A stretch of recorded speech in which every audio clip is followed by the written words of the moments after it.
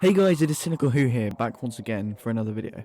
So today I'm going to be counting down my top 10 classic Doctor Who stories.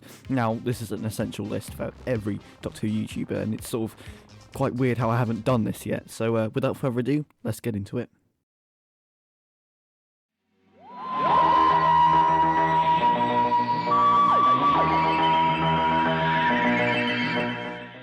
Number 10.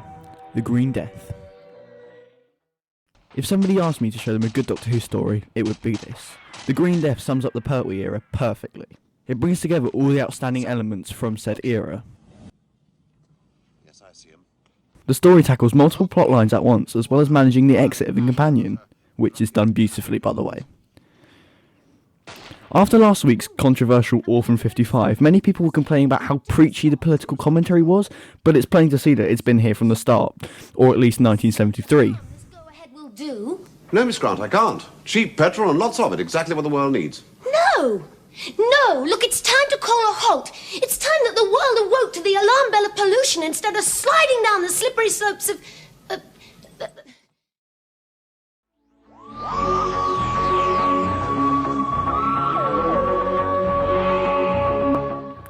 Number 9. Logopolis. Logopolis is a very nostalgic episode for me, being one of the first Fourth Doctor stories I ever saw. A lot of people like to complain about this story, and yes, they do have a point. The plot is very slow moving, and until the final part where it sort of develops in some convoluted mess with something to do with the Master, I don't really get it. The one thing Logopolis gets right is the atmosphere. This sets a bleak tone for the inevitable end of the Fourth Doctor. Now, better leave this to me.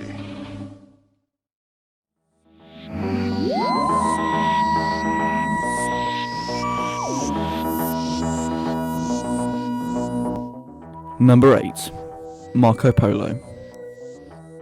This story is a brilliant example of a pure historical Doctor Who episode, something we need in the new series.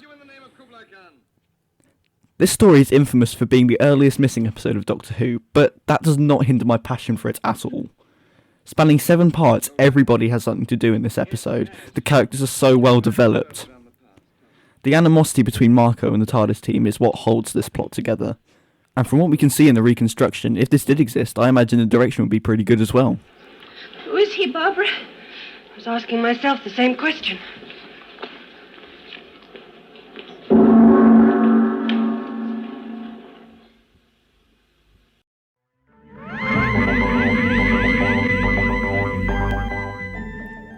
Number 7.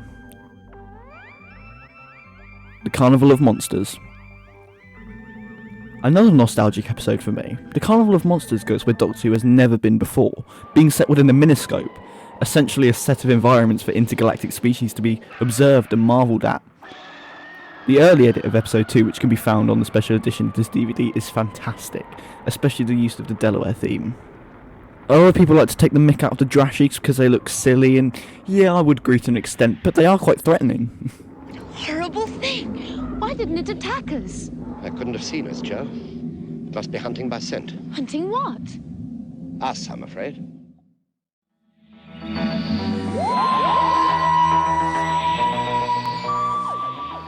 Enemy of the World. Ever since its recovery from a TV station in Nigeria circa 2013, the Enemy of the World has had a boost in popularity from the fandom, including myself. The Enemy of the World, unlike the prior story in this list, dares to go where Doctor Who has never gone before, having Patrick Troughton giving a stunning performance as the Doctor and the main villain of the story, Salamander, who is done perfectly. David Whittaker did such a good job on this script, and it shows. Before this was recovered, and only episode 3 existed, I still found enjoyment from it. Like this, Doctor. Well, at least I know you wouldn't. We don't know anything about these people. Bastard saved her life and just wounded because of it. Oh, but Jamie, well, she didn't. She was. Look, we're right about Salamander.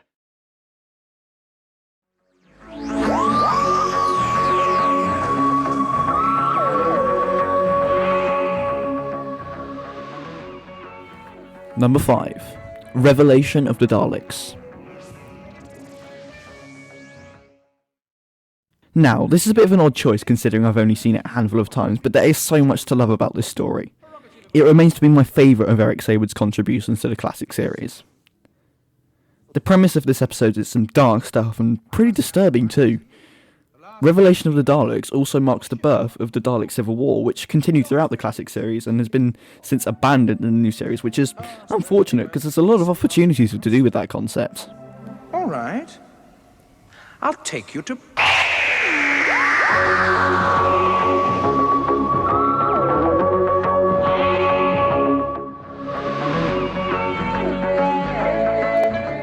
Number 4. Black Orchid. Black Orchid remains to be the most criminally underrated Doctor Who story, full stop. A lot of people like to bash this episode, and I can't see why. For Terence Dudley's second script for Doctor Who, it's not a bad submission. Another reason I love this story is because it's the first pure historical since the Highlanders in 1966, and remains to be the most recent to this day. We need a pure historical in the new series.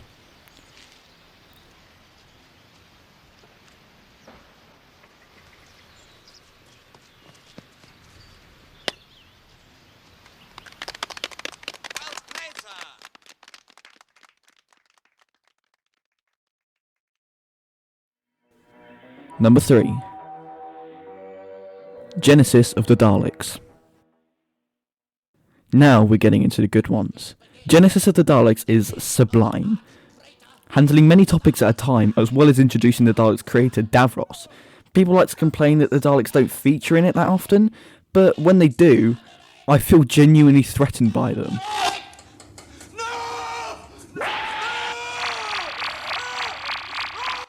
Another complaint is that the Nazi symbolism is too heavy-handed, and I would agree to an extent, but the plot more than makes up for that.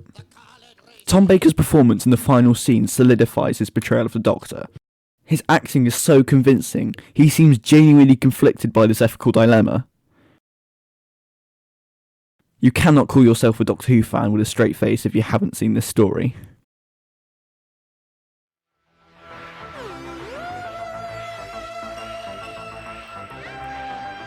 Number 2. The Curse of Fenric. This story really captures the feel of the final series of Doctor Who. Dark, foreboding and atmospheric. The 7th Doctor's character really takes a dark turn in this story, as does his relationship with Ace, as it is tested to the limit. I think I'd have chosen a social misfit if I hadn't known. She couldn't even pass her chemistry exams at school, and yet she manages to create a time storm in her bedroom. I saw your hand in it from the very beginning. No. She's an emotional cripple. I wouldn't waste my time on her unless I had to use her somehow. No! Honourable mentions. To cut a long list down, my honourable mentions would be Delta and the Bannerman, and yes, I know what you're all thinking, but there will be another video explaining that. The Daleks, Spearhead from Space, City of Death, Survival, The Sontaran Experiment, Fury from the Deep, The Mythmakers, Doctor Who and the Silurians, The Claws of Axos, Earthshock, The Daemons, The Two Doctors, and The Invasion.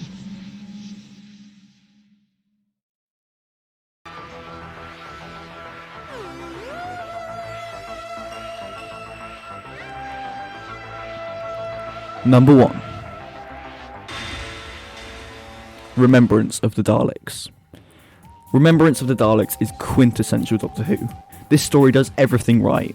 My only complaint would be the cringeworthy acting of the schoolgirl, but that's only minor. The VFX in this episode is fantastic.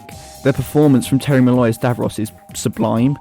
Of course, that scene where Ace beats up the Dalek with a baseball bat is just classic. This story is littered with continuity references, spanning back to the first ever episode and even to other shows. Ben Aronovich really nailed this script. 10 out of 10. So, thank you very much for listening to my top 10 Doctor Who Classic Series stories.